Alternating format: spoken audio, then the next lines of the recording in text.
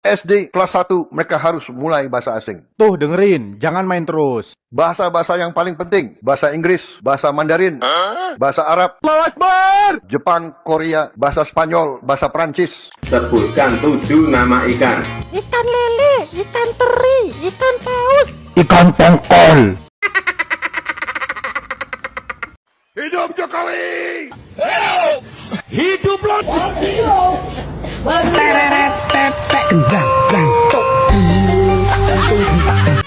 Tapi Roma, semua ini kulakukan Karena keinginan ayahmu untuk bekerja di dapur MBG Pak Darmaji. tidak, Roma. Lalu, apakah karena kau ingin bekerja di koperasi dekat bukit? Atau kau ingin ikut denganku membuka penggilingan padi? Roma, Sedari dulu sudah kukatakan, sebaiknya kau bekerja kupas bawang. Karena merupakan pekerjaan yang sangat menjanjikan dan memiliki masa depan yang sangat cerah. Ada Prabowo Subianto. Oh, akhirnya. Aku sudah tidak sabar ingin melihatnya. Aku sudah sekali dengan pidato Wowo. Ada juga media-media yang, ya kan, walaupun kita sudah perbaiki 67.000 sekolah, dia cari sekolah yang belum diperbaiki, dia foto besar, taruh di halaman pertama. Aduh, dia kira kita nggak ngerti. Lalu siapa media yang kau maksud? Saya nggak sebutlah media mana itu. Kalau saya sebut ya, pada saatnya akan saya sebut. Jangan membuat kami tegang. Tinggal sebut saja medianya. Kalian sudah tahu lah. Ada orang-orang Indonesia yang senang mengabdi dan berbakti kepada bangsa lain. Itu yang dulu kita sebut Londoniran. Tidak tahu dan tidak peduli. Biar anjing menggonggong. Dablek itu. Monyet-monyet, maling-maling itu dablek. Kambing. Be semua. Kambing yang akan mengaum semuanya, saudara-saudara. coba atur cangkem wa botol. Cangkem ora sopan. Kita tidak mau terus-menerus menderita. Kita harus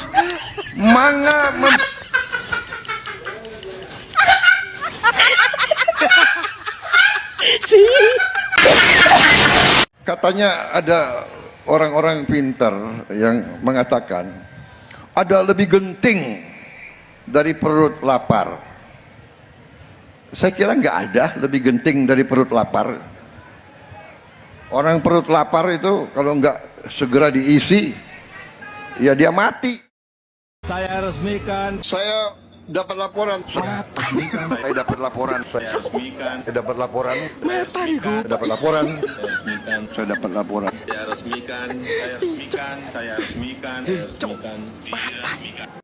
Kita harusnya tidak punya lagi presiden seperti hari ini. Kita pernah punya seorang Jenderal Soeharto. Harusnya ketika kita bicara sejarah, kita harusnya tidak punya karakter presiden dengan karakter presiden hari ini. Maka tadi ketika disampaikan soal pajak, apa yang terjadi hari ini? Negara mengambil 100 dari kantong masyarakat, kemudian mengembalikan 10. Kemudian negara bilang, hei masyarakat, berterima kasihlah kepada kami. Sedangkan sisanya yang 90-nya dibagi ke kroni-kroni penguasanya. Dan itulah yang kita lawan. Bayangkan saya sebagai presiden Indonesia, sudah presiden Amerika undang, presiden Rusia undang juga. Habis itu diundang lagi oleh presiden Xi Jinping, diundang lagi oleh India. Habis itu Brasil. Bayangkan. Aku sudah bosan makan makanan MBG dari Sinta tiap hari.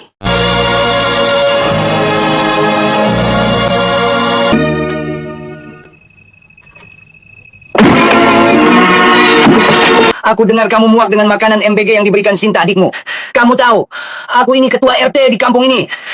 Hanya begitu tapi aku bosan. Aku ingin makan dimsum dan boba. Makanan apa itu?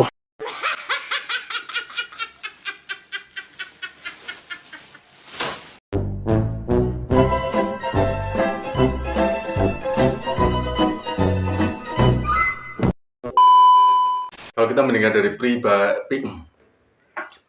mendengar dari pidato Prabowo Subianto, memang sangat lucu sekali guys ya, karena dari isi pidatonya itu nggak ada substansi sama sekali, atau bahkan di sini cuma ngomel-ngomel, marah-marah, curhat dan sebagainya. Dan anehnya dan lucunya ya, ketika dia itu sepulang dari lawatan itu meminta kepada pihak sekolah atau kurikulum itu untuk memberikan sebuah tambahan baru ajaran, yaitu bahasa asing, bahasa Portugis, bahasa Perancis, bahasa Brasil dan sebagainya, atau mungkin bahasa semut dan yang lain. Tapi itulah dari kebijakan Prabowo Subianto yang isinya itu membuat kita terhibur ya, dan malah justru membuat kita lebih rileks ya dengan canda-candaan beliau. Karena dia memang pintar untuk melucu, dan kemudian pidatonya isinya lucu, dan semoga saja dari pemerintah itu membuat tambah hiburan ya guys ya. Dan seperti selanjutnya kita pelajari. Kita tahu ada orang-orang Indonesia yang senang mengabdi dan berbakti kepada bangsa lain. Itu yang dulu kita sebut londo ireng. Ya. Yang ikut Belanda perang lawan kita. Londo-londo ireng ini. Sampai sekarang masih ada. Hanya dia sekarang pakai baju lain kan. Wartawan, jurnalis, apa itu? Pengamat, LSM. LSM harus kita tanya, yang gaji lo siapa? Yang bayar listrikmu siapa? Saya ingin menyampaikan kepada Pak Prabowo, Pak, maaf saya bukan londo ireng. Tanggapan yang tiba-tiba muncul di benak saya, Presiden ini tidak suka pada kritik. Selalu mengatakan ini negara demokrasi, silahkan kritik pemerintah. Tapi sesudah itu menghantam balik para pengkritiknya tanpa penjelasan yang substantif. Jadi kalau orang disebut londo ireng itu, kalau ngeritik dia seperti LSM, pengamat, jurnalis yang paling banyak. Ya seperti kita kira-kira, kita kan media kan. Tapi begini, itu agak menyakitkan ya tujuan londo. Menyakitkan. Karena londo ireng itu sejarah pengkhianatan terhadap perjuangan. Itu kan kaitannya londo ireng itu antek asing, kan anteknya Belanda kan. Kalau sekarang konteksnya antek asing.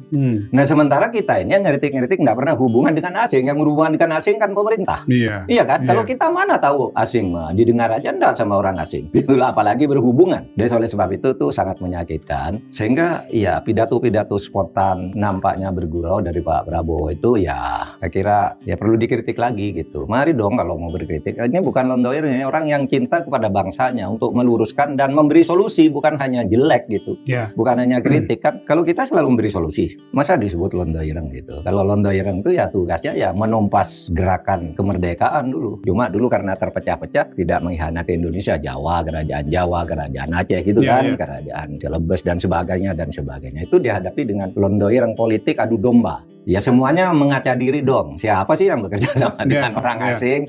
Siapa yang nego-nego dengan orang asing gitu kan? Kalau kita kan enggak. Memang ada yang mengeritik itu asal mengeritik karena dendam barangkali. Itu bisa saja ada. Tetapi itu jauh lebih kecil. Harus utamanya kritik itu karena terbuka, jelas sumbernya, jelas datanya. Itu adalah karena mengingatkan bahwa kita punya tujuan bersama. Kan gitu. Nah sekarang kalau setiap kritik lalu ini pelajaran untuk kita semua. Ketika kita menuduh seseorang sebagai londo ireng, sebagai antek asing, sebagai pengkhianat, jangan cuma tunjuk dan menuduh orang lain. Ketika satu jari menuduh orang lain, satu jari menunjuk ke atas, dan 3 jari menunjuk ke diri sendiri. Ada orang-orang Indonesia yang senang mengabdi dan berbakti kepada bangsa lain. Itu yang dulu kita sebut londo ireng. Ikut Belanda perang lawan kita. Nah, oke, kita cek sejarah. Siapa antek asingnya, siapa londo irengnya, dan siapa pengkhianatnya. Jangan bisa menuduh orang lain tapi lupa kepada diri sendiri.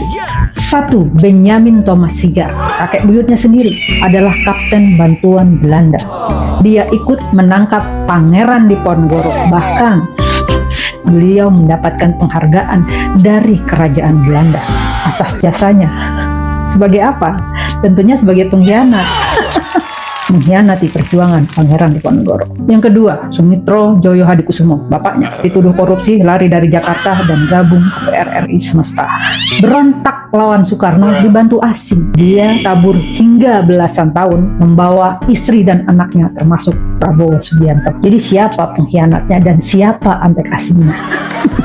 Yang ketiga, Hasim Joyo Hadikusumo, adiknya. Bolak-balik 8 kali ke Washington DC untuk ketemu senator dan Kongres AS. Tujuannya, mastiin agar Amerika itu tidak benci sama Prabowo. Karena pada saat itu, Prabowo itu di blacklist hingga 20 tahun atas kasus pelanggaran HAM. Dan bahkan dia membayar 660.000 US dollar kepada lobbyis Amerika. Yang keempat, Bandara Kertajati diserahkan kepada Amerika. Jadi pangkalan servis pesawat militer Amerika. Siapa antek asingnya? Siapa yang memberikan? Dan satu lagi, Prabowo pernah diwawancarai Tempo di tahun 2013. Saya dari elit Indonesia yang kiblatnya ke barat. We are a westernized elite. Kalau kita mau maju, kita harus westernisasi. Siapa yang ngomong dan siapa antek asingnya di sini?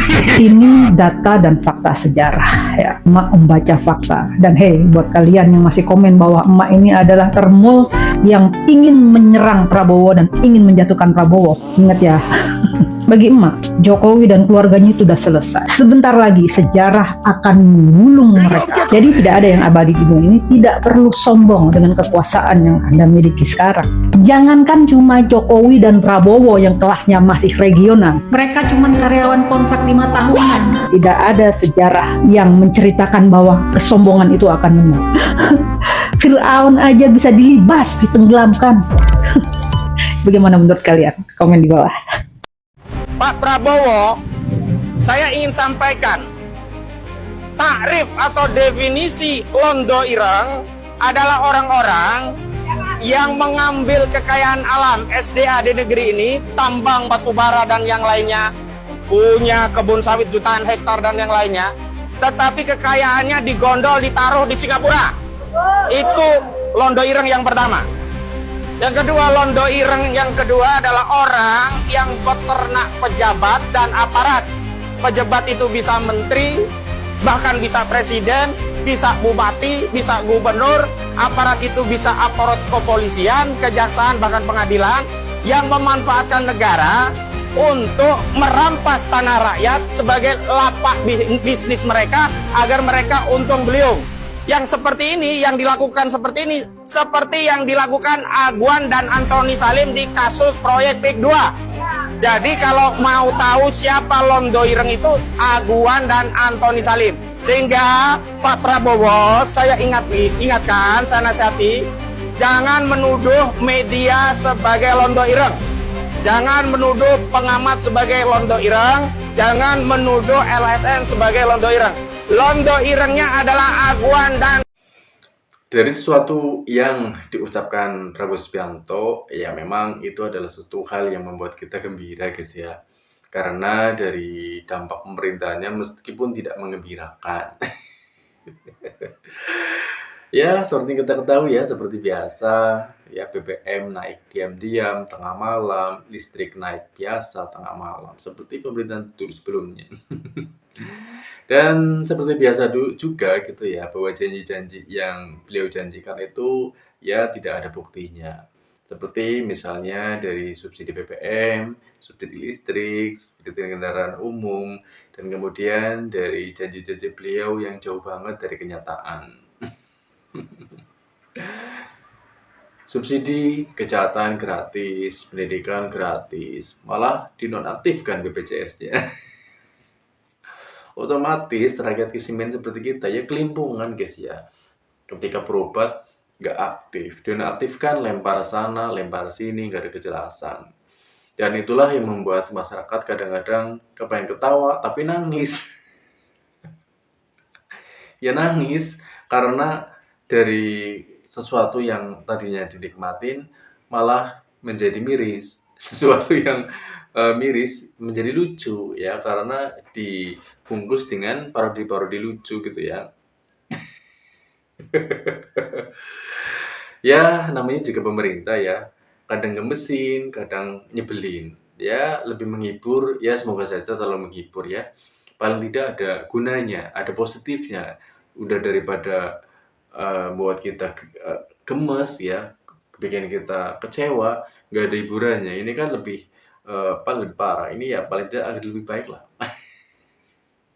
Terutama ketika pidato Prabowo Subianto gitu guys ya, seolah-olah itu katanya sih narasinya gitu ya, Prabowo Subianto itu melucu gitu ya, karena sesuatu yang dimaksud, sesuatu yang dengan sengaja, agar dia itu tahu ya siapa yang pro dan siapa yang enggak.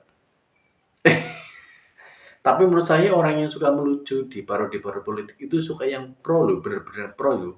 Karena dia itu membantu dari pidato Prabowo Subianto yang lucu agar lebih luas lagi dan menghibur masyarakat kita yang sedang bersedih. Tahu kan dari Prabowo Subianto yang suka ngomong, mana senyum yang paling miskin? Nah, itu kenapa? Karena dia itu meskipun masih masyarakatnya kismin gitu ya, dia ingin tetap masyarakatnya itu tersenyum, ya, gembira, ya. Meskipun perut lapar, semua serba mahal, listrik naik, BBM naik, dia ingin tersenyum. Itu menggambarkan bahwa sesuatu dalam hal kesulitan, kita harus tabah, harus kemudian tegar untuk menghadapi kehidupan ini dengan senyuman, ya, meskipun lapar. Ya, semoga saja kehidupan kita lebih baik ya guys ya, dan tidak selalu bersedih. Dan seperti pesan Prabowo Subianto ya, meskipun miskin kita harus tetap tersenyum. Sekian, assalamualaikum warahmatullahi wabarakatuh. Ciao.